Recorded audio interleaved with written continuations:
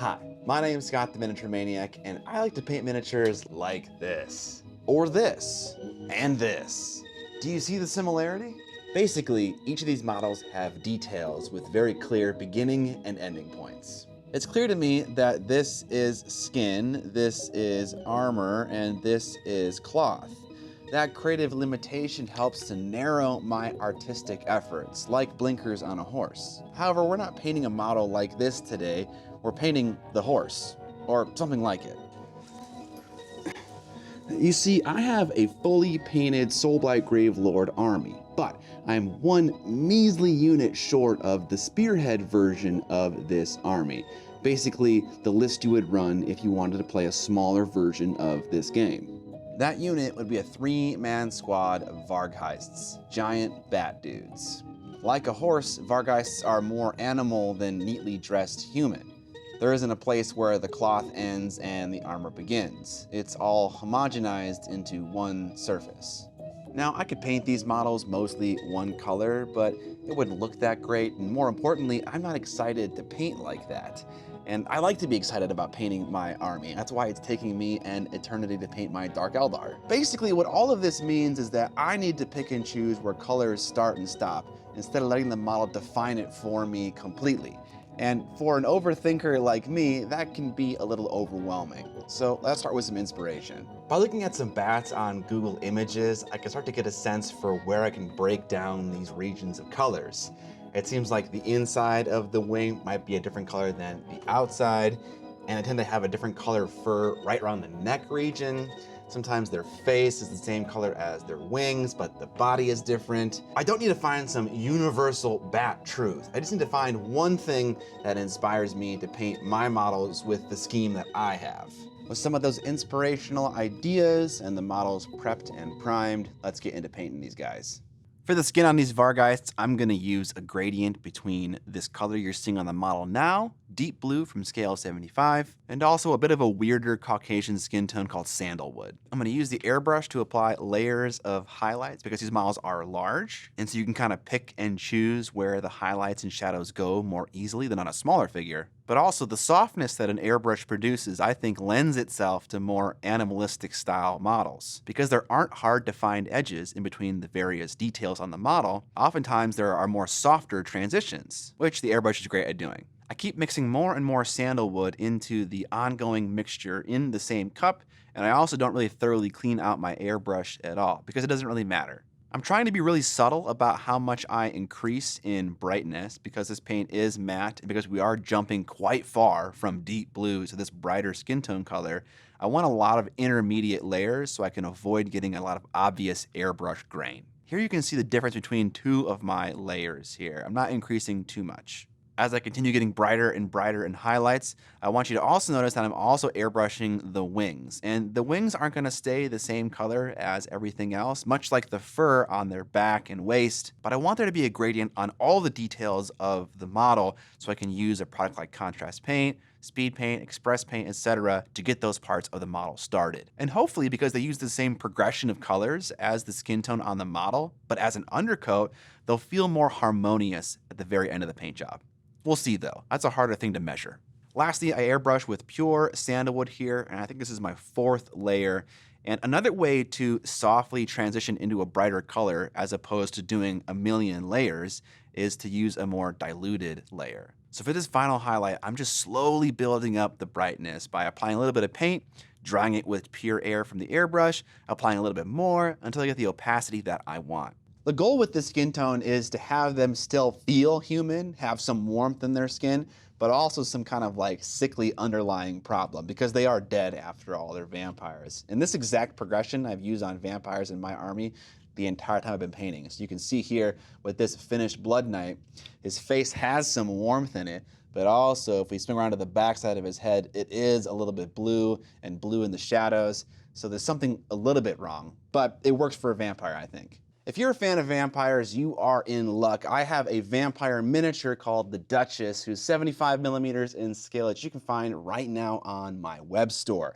But if vampires aren't your thing, I have all sorts of other miniatures, wood elves in both 75 millimeter and 32 millimeter, 3 of them. And also for all of those 75 millimeter models, I have masterclass courses that are about 4 to 5 hours in length that include not only the painting of the box art you see on the web store, but also an explanation of the tools and techniques required to execute it. Honestly, like half of the class is theory and explaining it like you would see in a typical class structure, and then the execution of it. And it's all meticulously edited, written, and laid out. You can buy the class with the model at a discount. And also right now, I have a limited edition bust called the Cheerleader.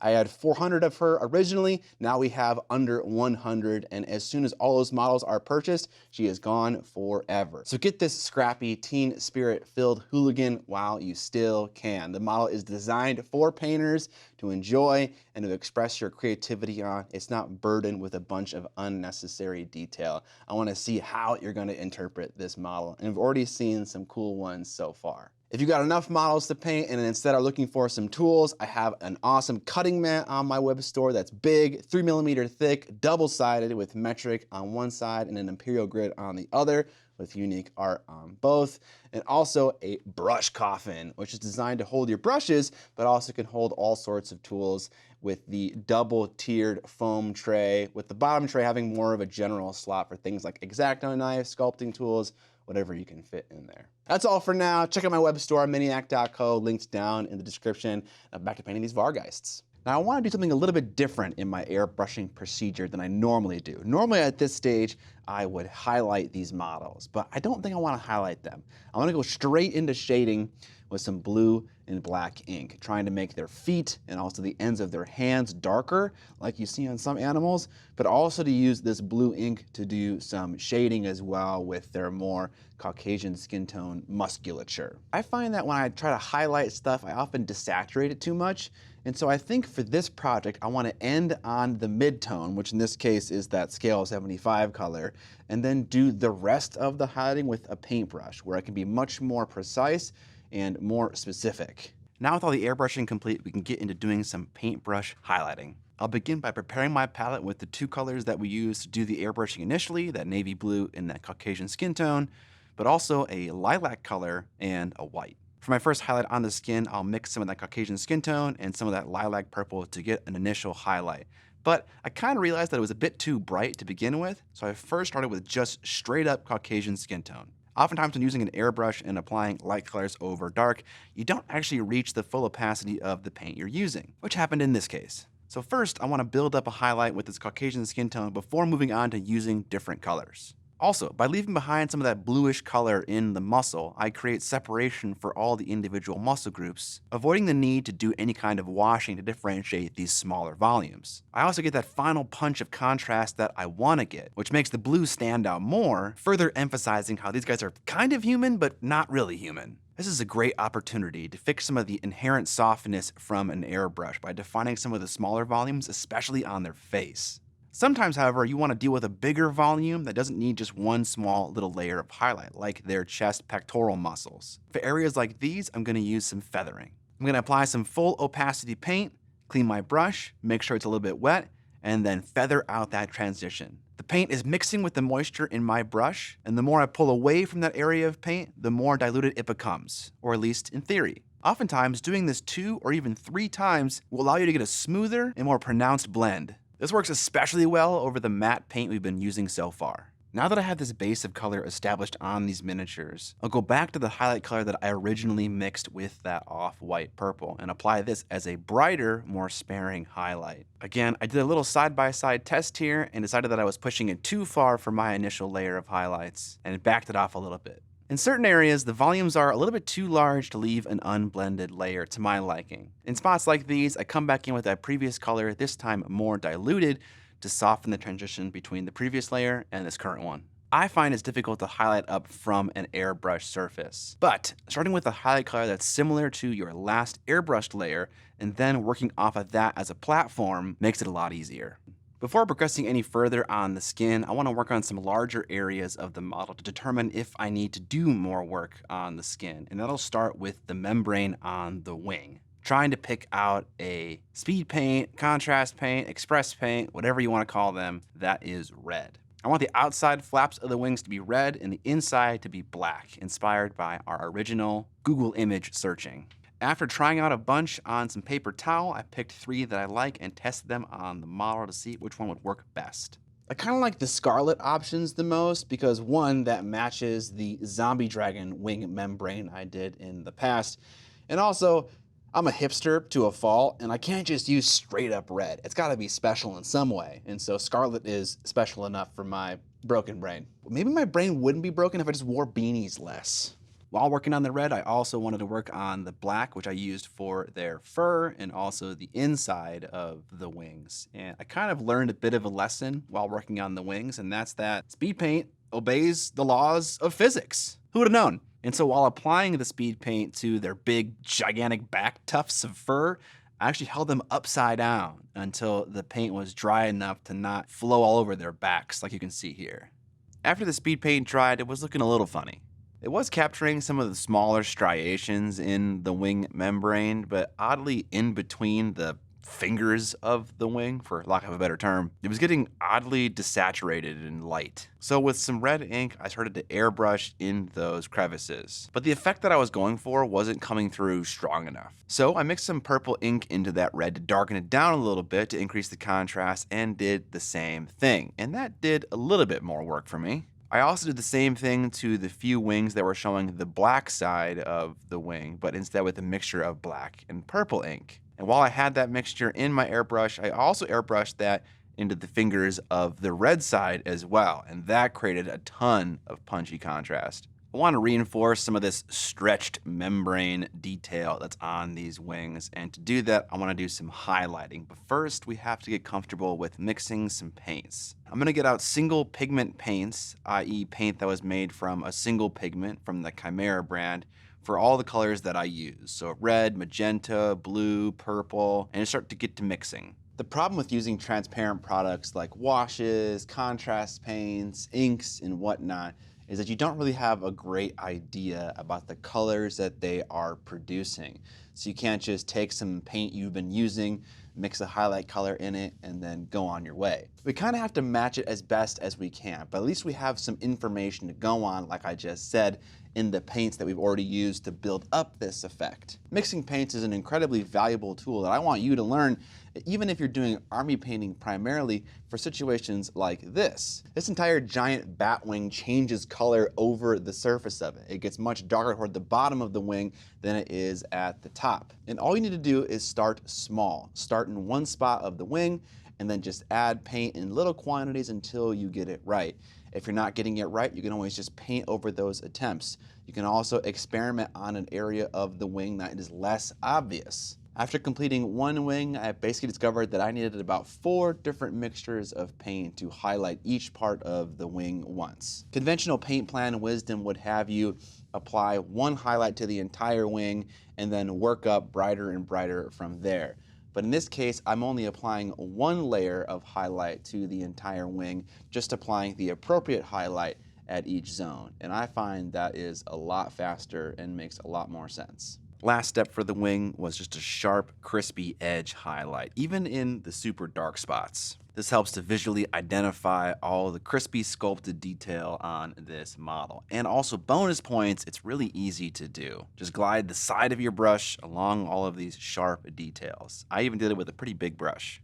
As one final step to painting the wing, I also painted the finger things in between the membrane as well. A color that kind of matched whatever blend I had going on the wing with the airbrush originally. And again, I had to do a lot of mixing with my original skin tone and deep blue and some other colors to kind of match up what was currently on the model because of all the transparent products. And I feel like this kind of painting is very symbolic of painting animals for me. There is much less rigidity and much more free-flowing, which means that you can't really turn your brain off while painting something like this. At least for me, I need to be creatively open to what's going on in the model at all times so that I can make the right choice.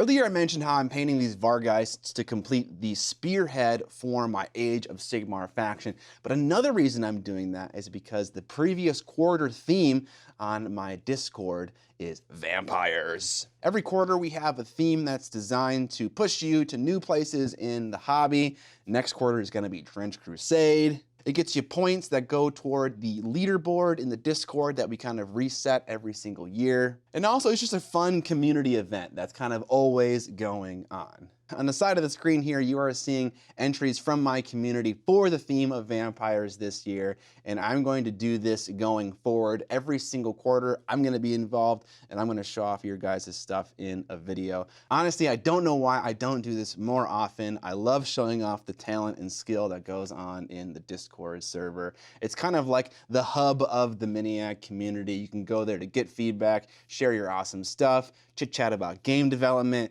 There's all sorts of things going on in that server. It's been going on since like, I don't know, 8 or 9 years. I've had it since the very beginning of my YouTube career. And speaking of Patreon, so many revenue streams as a YouTuber come and go. Amazon affiliates is a massive one. Sponsorships ebb and flow so much, but Patreon has been a rock solid paycheck for me since day dot. And the reason for that is my awesome patrons. I honestly can't thank you guys enough for the support you offer my channel to be able to go from operating out of my basement to this amazing office space. You guys are the reason that I can rest easy at night, and I seriously cannot appreciate you enough for that.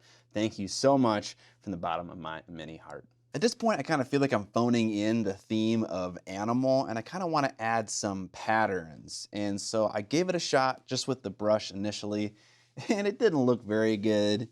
And then I gave it another shot with some sponging, and that also didn't look very good. I'm trying to not put a lot of time into this. I could just sit here and work at this over and over and over again until it looked good, but I'm trying to treat this like an army model, not a display model. What's like a high impact thing I can do to get animal patterns? And then I gave it another shot, and I kind of realized that, oh, maybe my initial spots were just too small. And I went a little bit bigger and more blobby, less kind of sharp, and that looked a lot better. Also, I did more of like a stripe thing around the leg as opposed to spots, and I think that also helped a lot. We're getting close to finishing up these guys, so let's work on some of the smaller parts, like all of the claws. I broke out my glossiest black paint for all of the talons and toenails, and just did a base coat. These are small ancillary details, so they don't need a lot of attention, but a glossy paint does a lot of heavy lifting for us with a simple base coat.